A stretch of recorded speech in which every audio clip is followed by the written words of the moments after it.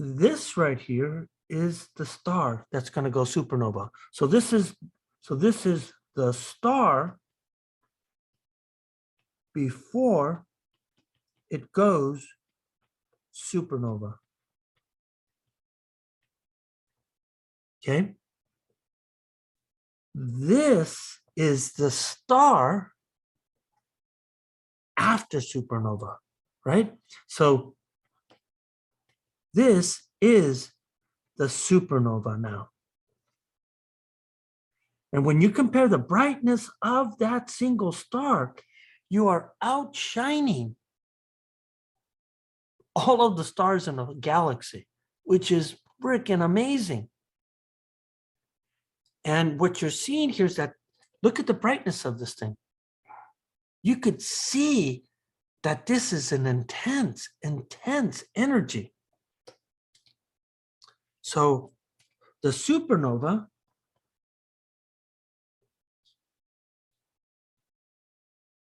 is an extremely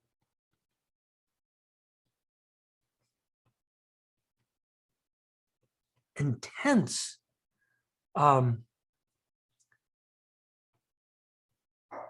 energy release. And because it's an intense energy release, two new nuclear processes arise. And so what they call this is that they call this the rapid nuclear process. And so when you look at the rapid nuclear process, what you see here is that this is what I was talking about. So you get the sudden collapse. So you increase the pressure, you increase the energy density. And what you find here is that this is what happens. So the initial compression or the initial expansion, so the initial compression / expansion, and that would be the expansion after the explosion, produces about half of the elements beyond iron. And then there's a second process. It's the slow nuclear process. And so what you're finding here is that in this scenario is that after the expansion,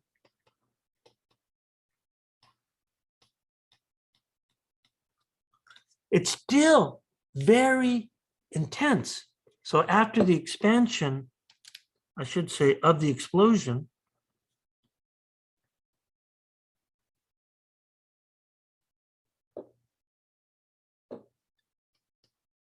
the other half of the elements beyond iron are produced. And remember what I said here, this is complicated, okay? This is complicated. And so what you find here is it looks like this here.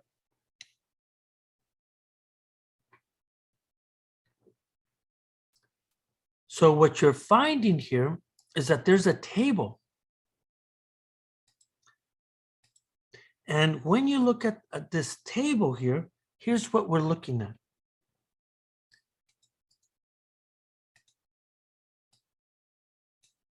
And in this table, this is the periodic table of how it's created. And so if you look at the gray can be, that means that it has to be made in accelerators. Or it could be in exploding stars here. not the gray, the brown, I'm sorry. So the gray is exploding white dwarfs. Like our star, sun, could become an exploding white dwarf in the future here. And look at the exploding massive stars. They can produce elements that are here in yellow. So you could see that some of these yellow ones are doing this. And then you have dying low mass stars. And then you could see here is that, or merging neutron stars, which is again more complicated. But what you're finding here is that you're really producing, all of these require super high energy. So what you find here is that this is what becomes important, okay? This is what becomes important. And what you find here is that when a star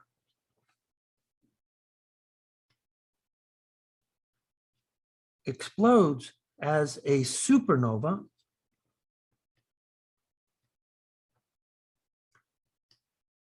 they seed space with elements newly created. So that is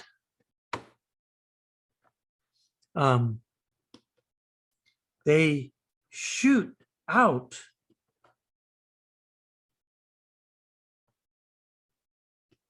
elements like carbon, right? Maybe I should write it down here. Carbon, oxygen, nitrogen, phosphorus, and sulfur. So why did I list these? Well, these elements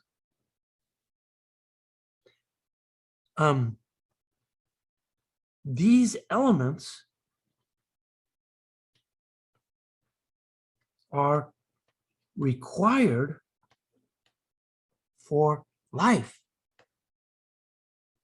to exist. Now, humans require other elements too, but no living, animal has ever not had these combinations of these things. And check this out. These are super abundant. These are super abundant. Oh, good God.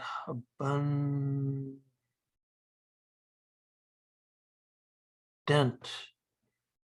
after a supernova. So when we talk about what are the things that we're made out of, well, they don't come from the earth. They come from stars. This is stardust. And if you have magnesium,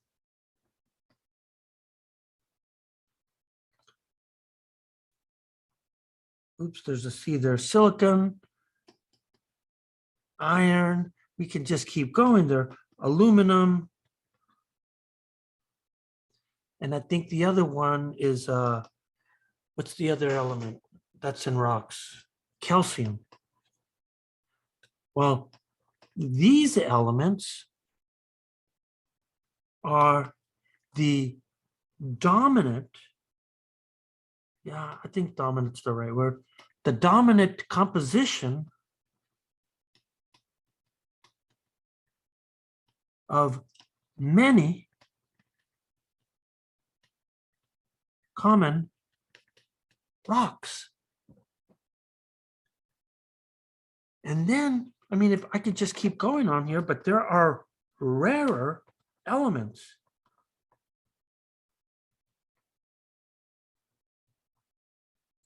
Like silver, gold, copper, right? As well as uranium, plutonium,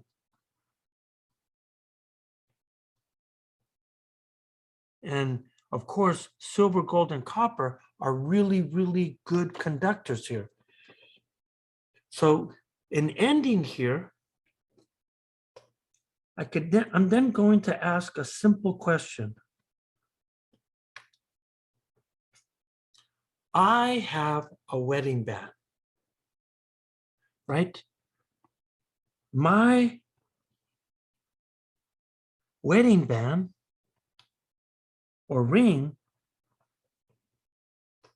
is made of gold, which is clearly mined here on Earth.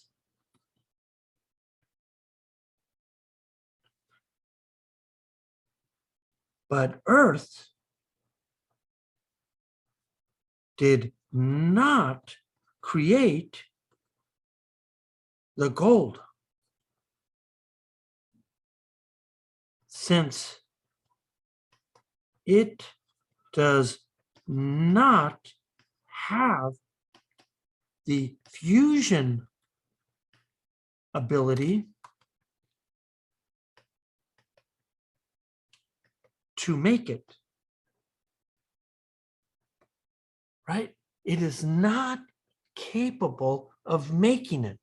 So the question is, where does the gold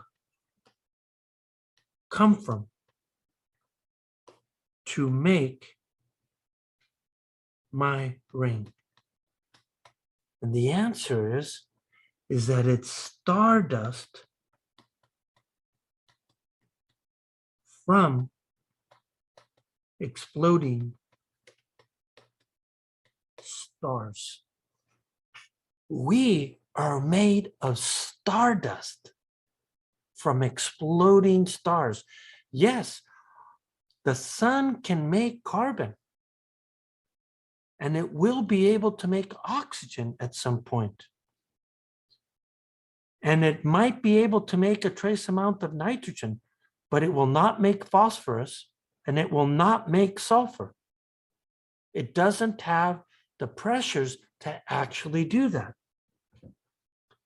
So the only way we could get the elements that make us up is that you have to get the stardust from exploding supernovas.